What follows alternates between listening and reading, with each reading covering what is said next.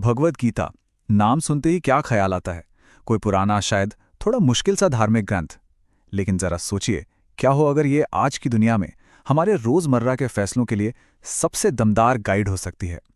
तो चलिए आज इसी के पहले अध्याय में उतरते हैं और देखते हैं कि कैसे एक महान योद्धा की दुविधा कहीं ना कहीं हम सबके जीवन के संघर्षों की कहानी कहती है। और देखिए, गीता का दावा कोई छोटा मोटा नहीं है। ये सिर्फ कुछ उपदेशों की किताब नहीं है, बल्कि एक तरह की यूनिवर्सल गाइड है। इसका कहना है कि जिंदगी में कोई भी मुश्किल हो, कोई भी कंफ्यूजन, हर सवाल का जवाब इसके पन्नों में मौजूद है। अब ये एक बहुत बड़ा दावा है ना? तो चलिए आज इसी दावे की पड़ताल करते हैं। तो कहानी की शुरुआत ही होती है एक बहुत गहरे संकट से। पहले अध्याय का नाम ही है अर्जुन विषाद योग। अब विषाद का मतलब तो हुआ दुख, निराशा। तो ये अर्जुन की निराशा का योग है। और ये समझना बहुत जरूरी है कि ये निराशा सिर्फ एक योद्धा की नहीं है, ये हम सब की कहानी है। जब हम ऐसे मूड पर खड़े होते हैं जहां अपने ही उसूलों और अपने ही रिश्तों में से किसी एक को चुनना पड़ता है। अर्जुन का ये संघर्ष दरअसल हम सबका संघर्ष है। तो चलिए सीधे चलते हैं कुरुक्षेत्र के उस विशाल मैदान में। मंच पूरी तरह से सज चुका है, लेकिन ये कोई आम जंग नहीं है। ये एक परिवार के टूटने की कहानी है, एक भयानक गृह युद्ध जहां भाई ही भाई के खून का प्यासा खड़ा है। कहानी का पहला सीन बड़ा दिलचस्प है। शुरुआत होती है कौरव राजकुमार दुर्योधन के साथ। वो अपनी सेना का जायजा ले रहा है और विडंबना देखिए, वो अपने ही गुरु द्रोणाचार्य के पास जाकर उन्हीं को पांडवों की सेना के महारथियों के नाम गिना रहा है। ये वही लोग हैं जो कभी सब एक साथ थे। यहीं से वो गहरी दरारें साफ नजर आने लगती हैं। और ये मत सोचिए कि ये बस कोई पुरानी लड़ाई की बात हो रही है। ये बिल्कुल आज की कॉर्पोरेट स्ट्रैटेजी जैसा है। जैसे आज कोई बड़ा सीईओ किसी प्रोजेक्ट से पहले रिस्क असेसमेंट करता है ना, बिल्कुल वैसे ही दुर्योधन अपनी और दुश्मन की ताकत को तौल रहा है। वो सिर्फ एक घमंडी राजकुमार नहीं, बल्कि एक बहुत शातिर रणनीतिकार है। और फिर माहौल में एक गूंज उठती है। युद्ध का ऐलान होता है शंखनाद से। सबसे पहले पितामह भीष्म का शंख शेर की दहाड़ की तरह गूंजता है, और उसके जवाब में पांडवों की तरफ से जो शंखनाद होता है वो तो जैसे आसमान और धरती दोनों को हिलाकर रख देता है। कहते हैं उस आवाज ने कौरवों के दिल में खौफ भर दिया था। बस युद्ध का बिगुल बज चुका है। लेकिन ठीक इसी पल जब सब कुछ बाहर हो रहा था, कहानी का पूरा फोकस अचानक बदल जाता है।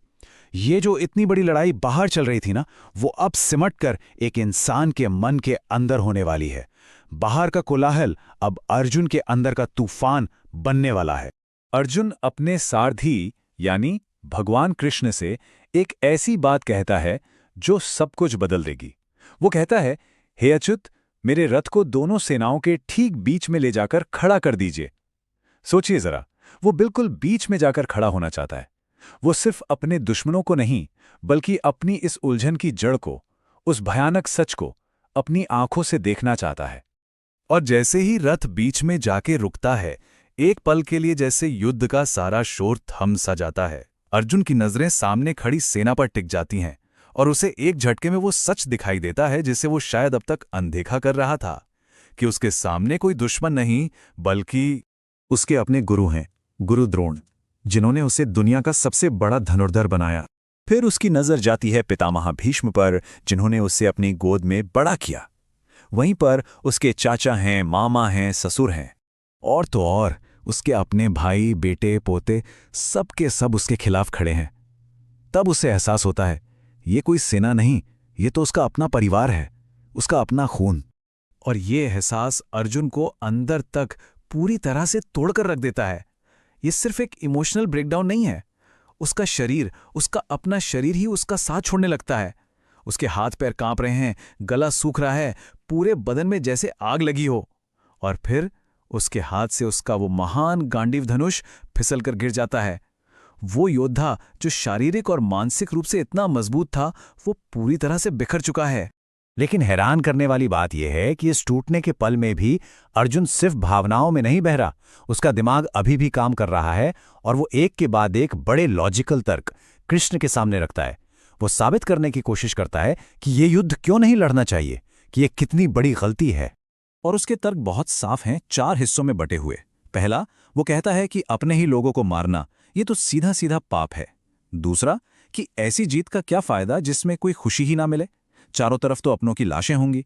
तीसरा, वो कहता है कि इस युद्ध से हमारे कुल की सारी परंपराएं, सारे संस्कार खत्म हो जाएंगे। और आखिर में वो कहता है कि ये सिर्फ परिवार का नहीं बल्कि पूरे समाज के पतन का कारण बनेगा। और यही सवाल अर्जुन की पूरी दुविधा का केंद्र है। वो कृष्ण से पूछता है, हे माधव, अपने ही परिवार को मारकर हम खुश कैसे रह सकते हैं? सोचिए, क्या कीमत है ऐसी जीत की जिसे पाने के लिए अपनों का ही खून बहाना पड़े?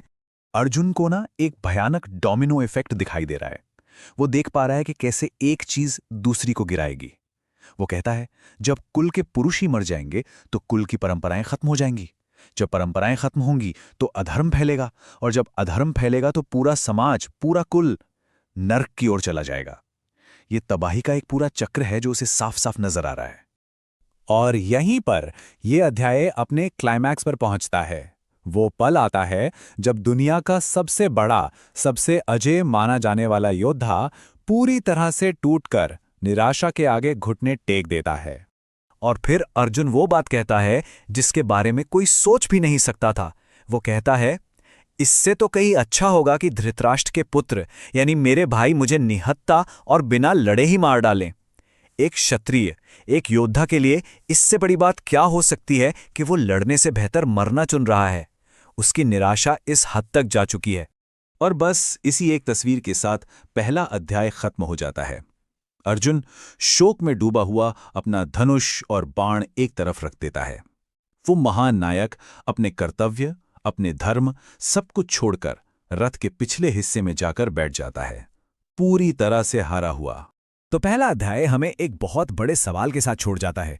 जब फर्ज और प्यार, ड्यूटी और इमोशन आमने सामने हों और ऐसा लगे कि हर रास्ता गलत है, तो फिर सही रास्ता है क्या? क्या करना चाहिए? इसी एक सवाल का जवाब आगे की पूरी भगवद गीता है।